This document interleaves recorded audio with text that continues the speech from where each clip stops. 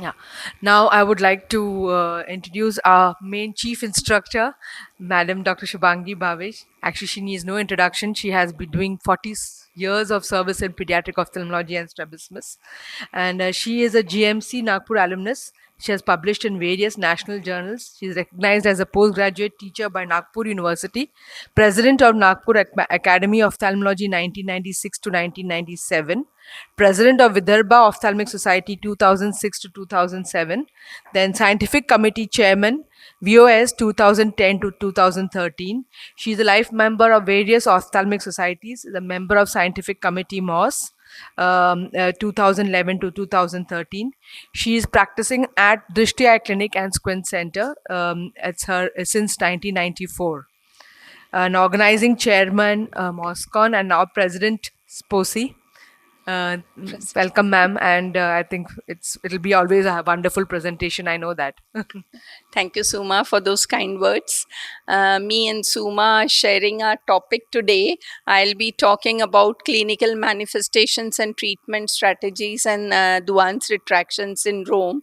So there's bound to be some overlap in both our topics, but I feel Duane's is such a topic that it needs to be covered by more speakers. So I'll just shortly run through the introductory slides. DRS is a complex congenital restrictive strabismus included in the category of congenital cranial degeneration syndrome. Incidence is 1 to 4 in general population. There's a female preponderance.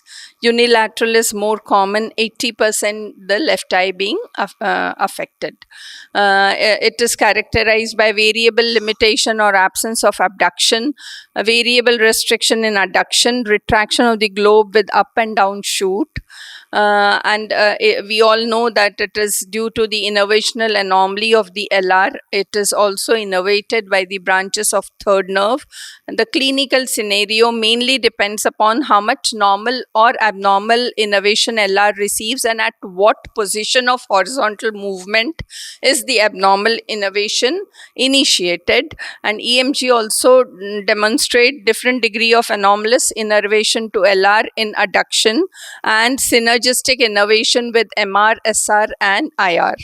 So we all know about the Huber's classification, type 1, type 2, type 3, but clinically I feel it's easier to classify them as EXO or ortho DRS. Now this is a case of or ESO-DRS. You note the abnormal head posture, which is mainly face turned to the left side. On undoing the head posture, there's not much of deviation in the primary position, and there is a retraction and narrowing, but when she takes up fixation with the left eye, there's a large esotropia in the other eye. And there is a retraction and narrowing in adduction, and there is a deficient abduction about grade 3 to 4. So this is a typical feature of Duane's, that the primary position deviation does not match the degree of abduction deficit or movement deficit. Now this is a case of again a female with left eye Duane's, and you see the amount of abnormal innervation by the pumpkin seed sign seen in the adduction, and there is a abduction deficit. So it tells us about the large amount of anomalous innervation of the LR. And now this is another case which is has a orthotropia in the primary position. But there is a unsightly lid retraction and narrowing on adduction. So sorry. Anyway, so that is what I wanted to just tell you, the clinical types of Duane's. Certain examination tips that help us in management. One has to carefully evaluate the is the present. Did you move? No. Okay. So careful evaluation of ductions while the patient maintains a neutral head posture is important. Assessing the amount of globe retraction, with this correlates with the amount of anomalous innervation. Looking for adduction, abduction deficits and patterns and ups and down shoots is important. Abduction deficit, we all know, is due to lack of innervation to LR, or could be due to contracture in MR, and this can be differentiated by the FDT and FGT. Adduction deficit, which is seen more commonly in type 2 and type 3 of Duane's, is largely due to large amount of anomalous innervation received by LR in adduction, and can be assessed by force degeneration test of Ramiro-Apis, in which the patient is asked to look midway between primary position and full adduction. Temporal limbus is grasped and patient is asked to adduct the eyes. If the resistance is felt, that means the lateral rectus is getting innervation in adduction.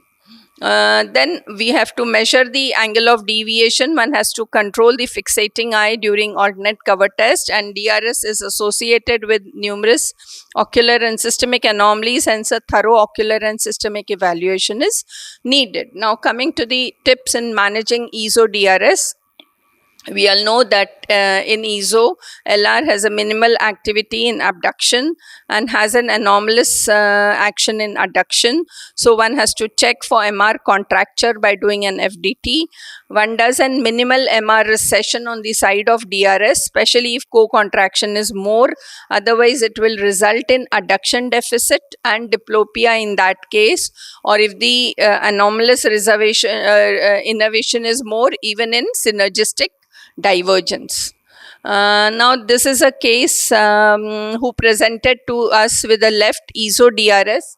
You can see the head posture, primary position deviation, there's narrowing on adduction, and on abduction there's a grade 4 deficit with hypotropia.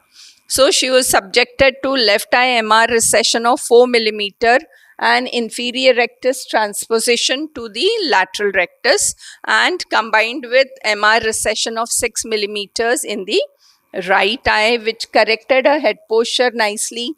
The primary position became straight, the retraction became less, and we could get about 15 degrees of abduction, and the hypotropia also was corrected. Now, this is a small video of superior rectus transposition. Here we are, after clearing the muscle, we are putting an vicryl sutures to the superior rectus muscle, and then the LR muscle is hooked. And we are putting an Foster suture 8 millimeters behind the insertion using a ethibond, and the SR is inserted alongside of LR in along the spiral of Tilo, and then the Foster suture is tied. Coming to the EXO-DRS, there is an abnormal innervation to both MR and LR. One has to estimate the co-contraction, estimate the LR activity. Exotropia associated with a normal activity, one has to tackle LR by recession. Exotropia associated with up and down shoot and retraction, one needs to do a Y split of LR with recession, or supramaximal recession of LR, or periosteal fixation of LR, depending upon how much is the anomalous innervation. And always remember, there's other eye which can be operated. Now, this was a girl who again had a EXO-DRS in her left eye with a large head posture to the right side, and she had a retraction and narrowing on right gaze, and but if you see, her LR activity is good and there's not a significant anomalous LR activity. So what we did was, we did a LR recession of 8 millimeters on left eye with a Y split done 20 millimeters apart, and LR recession of 6 millimeters in her right eye, which corrected her head posture and corrected primary position deviation. The retraction also became less, and we did not alter her abduction in the left eye. Now, versus that, if you consider this case who has a severe anomalous innervation of the LR, this case might do better with a periosteal fixation of the LR muscle. Now, a small video of Y split. The lateral rectus is hooked, and I use a iris repositor to split the muscle for about 15 to 20 millimeters behind. Actually, the uploaded a old video of mine. Anyway, and basically both the slips are um we put an 60 Vicryl on both the slips, and the muscle is sorry.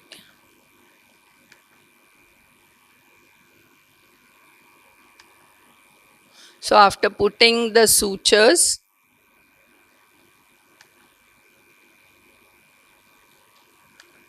I split them upon, I take a center mark and then 10 millimeters above and 10 millimeters below, we attach the two slips at whatever amount of recession we have decided on.